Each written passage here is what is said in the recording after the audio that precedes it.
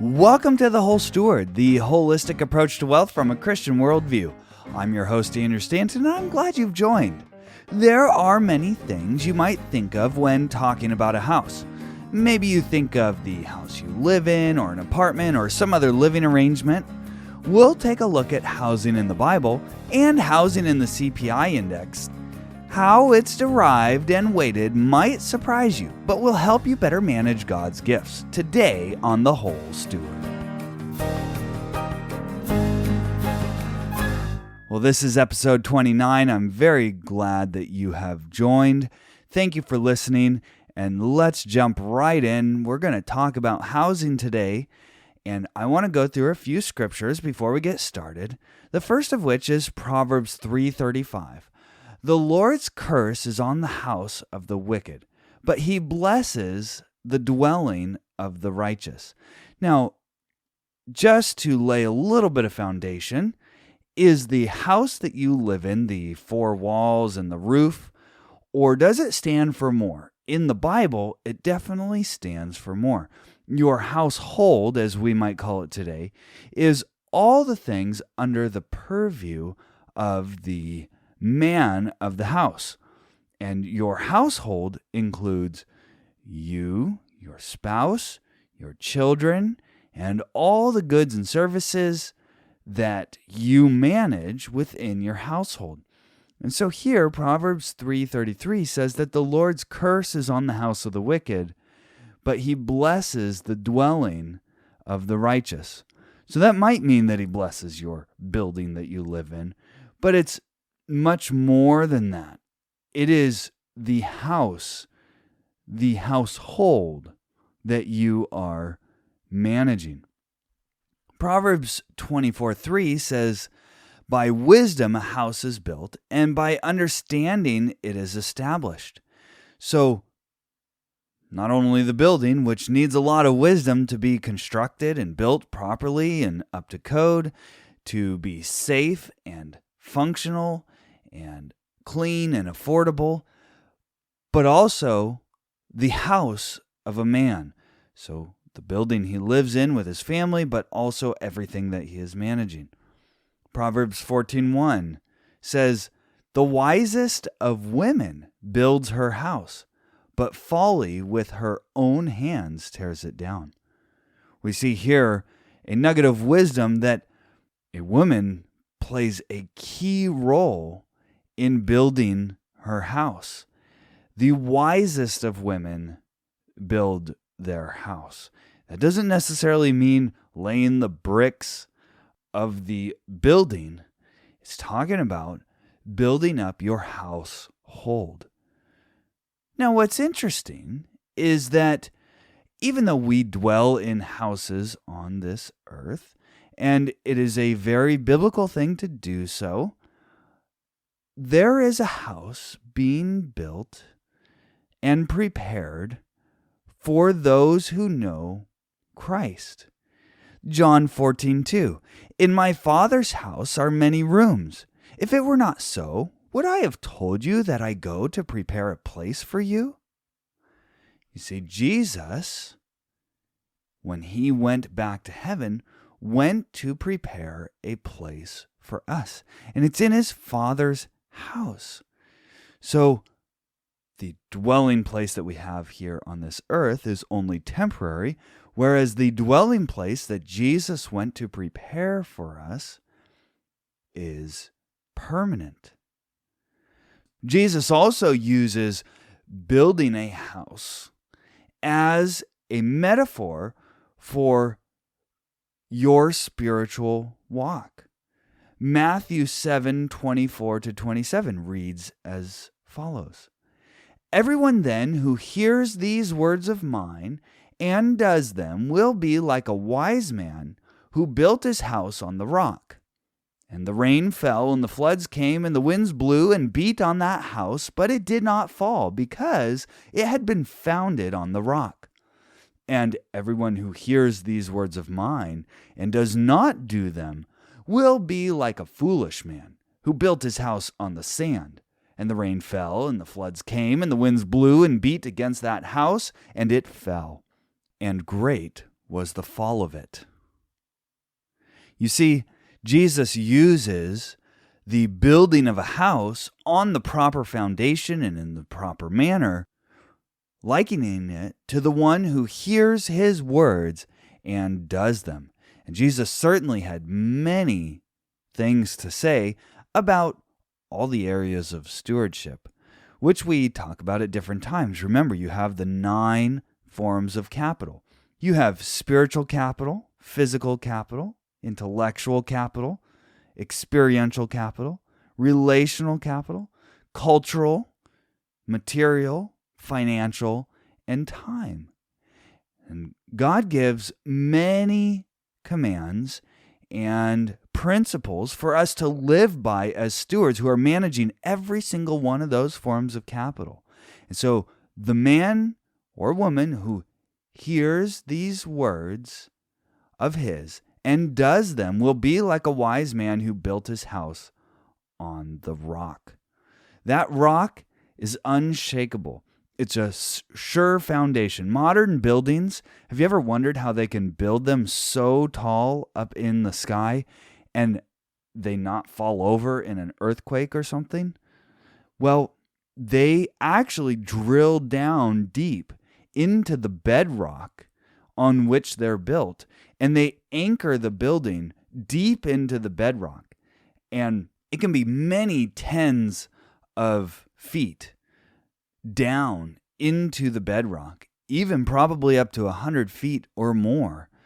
And that's how those buildings are secured. They're built on the rock.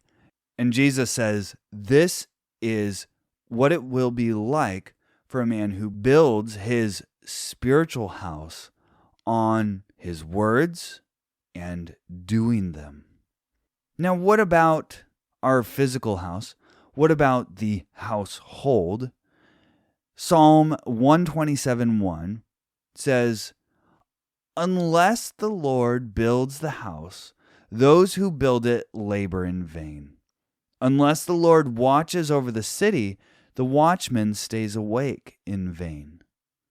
So here, Solomon acknowledges that the building of the house, whether you're building the physical house, your household, or the spiritual house, so to speak, which you build on the rock of God's word and obedience to his word, unless the Lord does that work, you're building in vain.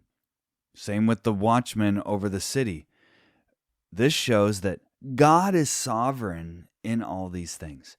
And we need to be careful to acknowledge him, give him the proper glory in our lives as stewards who manage the good gifts that he's given us for a short time.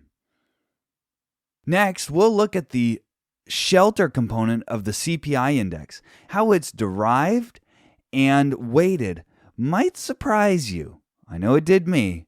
We'll cover that next on The Whole Steward. Hey there, it's Andrew. I pour a lot into The Whole Steward, and I'm so humbled you're listening. Did you know I regularly post new articles to our website? I also send the Holistic Approach to Wealth newsletter once a week, to which you can subscribe at thewholesteward.com/newsletter. If you're enjoying what you're hearing on the show, would you share it with a friend or leave us a review? I'd really appreciate it. Oh, and thanks for listening. Let's jump into the CPI numbers for June. Since we're about in the middle of July, the CPI numbers are published for June, and we'll take a brief look at that, and then we'll look at the shelter component of the CPI index. And stick with me, you might find this very fascinating. The Consumer Price Index for all urban consumers rose 0.2% in June on a seasonally adjusted basis, after increasing 0.1% in May. Over the last 12 months, the All Items Index has increased about 3.0% before seasonal adjustment. The index for shelter was the largest contributor to the monthly all items increase, accounting for over 70% of the increase, with the index for motor vehicle insurance also contributing. So apparently our motor vehicle insurance is going up and the cost of shelter is going up. Let's look at this chart here. We have all the items. You have food, energy, and all items less food and energy, which is like commodities like new vehicles or used cars, apparel, medical care commodities, less the energy services also include shelter, transportation services, the medical care services. So you'll notice here that the shelter portion was 0.4%. There were some other items that were greater in their percentage increase, but they're not the biggest contributors because each one of the items in the CPI index is weighted differently. So shelter only increasing 0.4%, while something like electricity, which went up 0.9%, the shelter is the biggest contributor because of its weight in the CPI index. So what is that weight? Let's look at the weighting of these different items. I'll share these links that I'm looking at in the description. But the weight for food is about 13.4%. The weight for energy is about 6.8%. And then all items less food and energy is 79.7%. You might be surprised that shelter is 34.7%.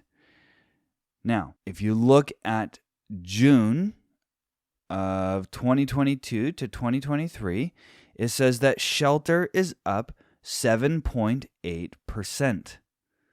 And in the month of June, from May to June, it's up 0.4%. So because it gets a weight of almost 35%, that increase in the cost of shelter is significant. You'll notice shelter is broken down into two components. One is rent of primary residence, and the other is owner's equivalent rent of residences. Now, that is a very interesting thing because if you want to buy a home or you own the home that you live in, what we're about to see is that it is not the true cost of you owning that home that is being accounted for here. Now, the rent of primary residence, that's pretty straightforward. You could see, well, what was my rent last year compared to what was it this year? And that is the increase. But what is this owner's equivalent rent of residences all about? This is where you might be surprised. So again, on the Bureau of Labor statistics, the index for shelter, the service that a housing unit provides its occupants, is one of the largest parts of the CPI market basket. Owner's equivalent rent of residences, or OER, and rent of primary residence measure the majority of the change in the shelter cost consumers experience. So basically, there's these two components that they look at. One of them is derived, and the other one is, as we said, pretty straightforward. And this is the key part. This is what might surprise you. For an owner-occupied unit, most of the cost of shelter is the implicit rent that owner-occupants would have to pay if they were renting their homes without furnishings or utilities. Now, did you catch that? If you own your home, it doesn't really matter what you're actually paying for the home. They don't account for that. All they look at is what the owner might have to pay in rent if they were going to rent their home. Let's go on. Owned housing units themselves are not priced in the CPI housing survey. Like most other nations' economic statistics programs, the CPI program views owned housing units as capital or investment goods, distinct from the shelter service they provide, and therefore not as consumption goods. Spending to purchase and improve houses and other housing units is treated as investment and not consumption in the CPI. Interest costs, such as mortgage interest, property taxes, real estate fees, most maintenance, and all improvement costs are part of the cost of capital good and are also not treated as consumption items. These non-consumption costs of owned housing are out of scope for the CPI under the cost of living framework that guides the index. Now, when I learned this blew my mind. Why? Because all of those costs that they just listed are very real costs. The interest costs, the property taxes, the real estate fees, most maintenance, all. If you don't know what those real costs are for a homeowner, go back and listen to episode 22, where I did a deep dive on the real costs of home ownership versus renting. I did a comparison, own versus rent. One of the keys that I brought out there was the cost of housing versus income. So we looked at median incomes versus median home prices. And we saw how different markets are priced differently compared to incomes. Some markets, like the coastal California markets, are priced very high compared to incomes. There are other places in the country which are much more affordable for housing compared to the median incomes. Go back and listen to that episode if you're interested. But here, we're learning that the CPI index accounts for none of those costs. All they look at is supposedly what an owner of the home would have to pay if they were to rent the home. But wait, data sources, where do they get this data? How could they possibly determine, well, how much would it cost for you to rent this home versus own this home? The relative importance of this is also important. Owner's equivalent rent of a primary residence gets 24% of the CPI index. Yeah, 24%. This, to me, is mind-boggling. Listen to this. In the Consumer Expenditure Survey, they ask the question of the owners who own their primary residence, quote, if someone were to rent your home today, how much do you think it would rent for monthly, unfurnished and without utilities, end quote. This is how the government goes about determining the cost of housing. They call a bunch of people up and they ask them that question. How much do you think your house would rent for? Think about how reliable this data might be when they're asking this question of people who own their home. Now, first of all, there's a lot of assumptions that go into this. That assumes that the owner knows accurately what it would rent for. And number two, it assumes that the cost that homeowners are having to bear to live in that property is summed up by the rent that they would pay for that house. They are actually, as we've seen, if you don't know this, go back into episode 22, they are actually two very different things.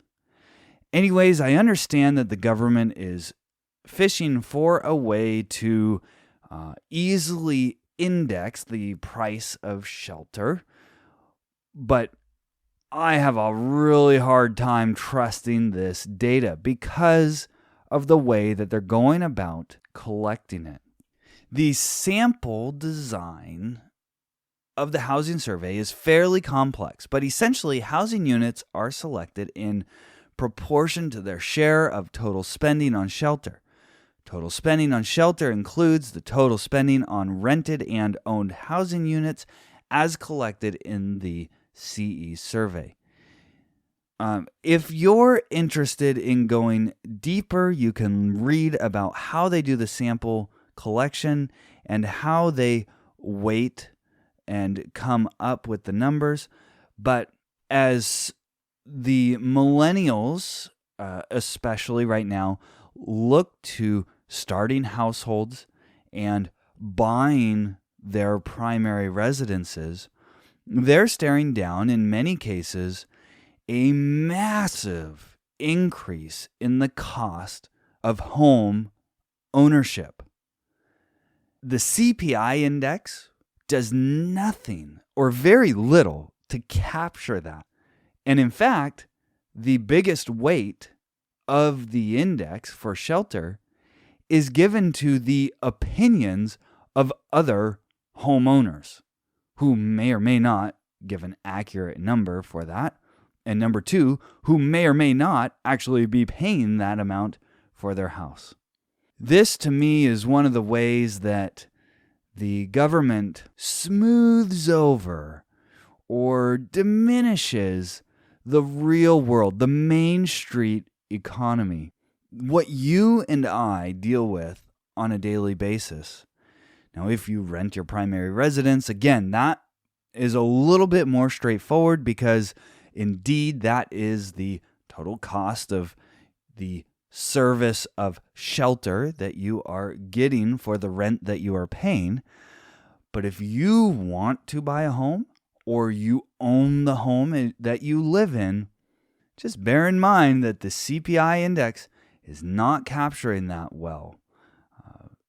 And that, of course, is my opinion. Do your own due diligence. I'll put these links in the description.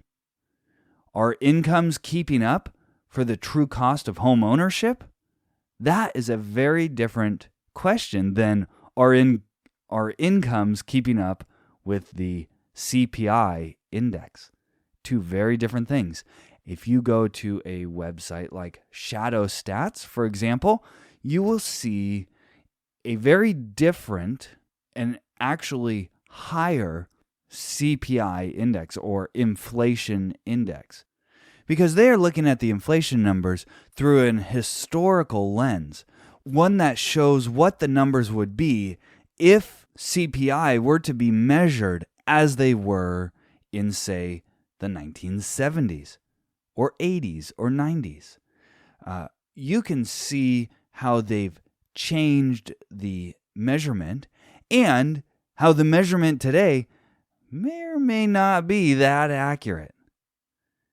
I hope you found this interesting and insightful.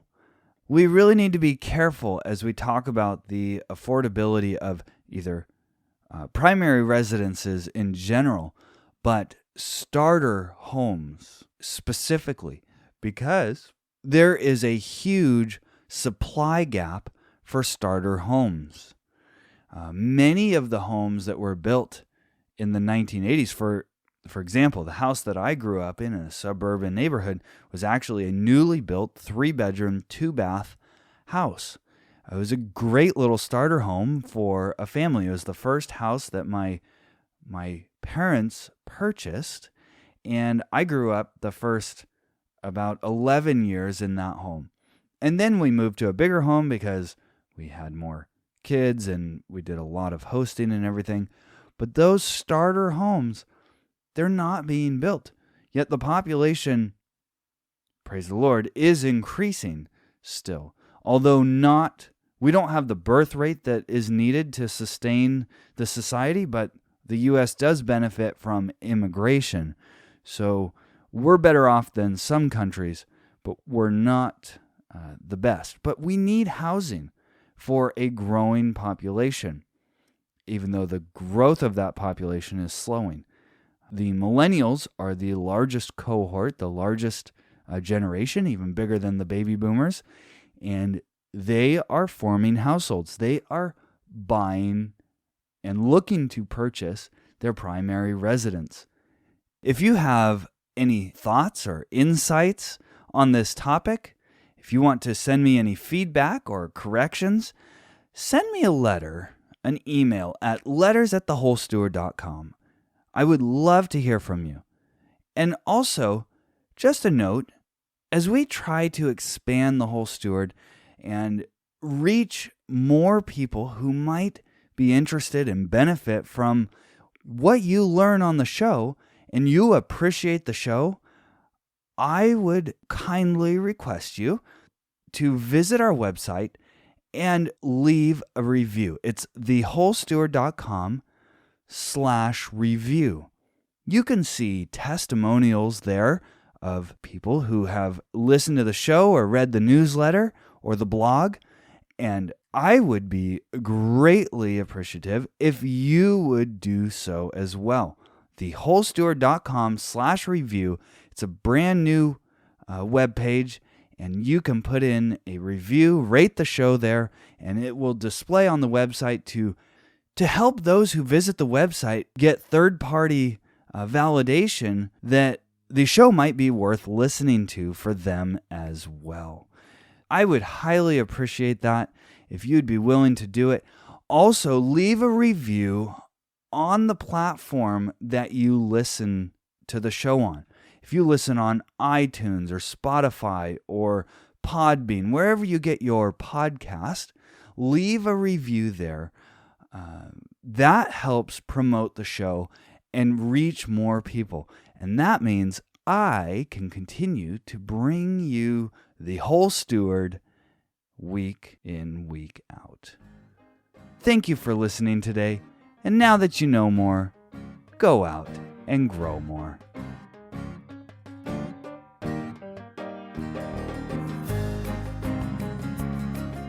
All content on The Whole Steward is for informational purposes only and must not be considered personal, professional, tax, or legal advice. Please consult an appropriate professional for individualized advice. Though we do our best to bring you reliable information, we make no guarantee on its accuracy, so you must rely on your own due diligence to draw your own conclusions. The views expressed by guests on the show are their own and may not represent that of the host. Please visit our website for complete terms and conditions.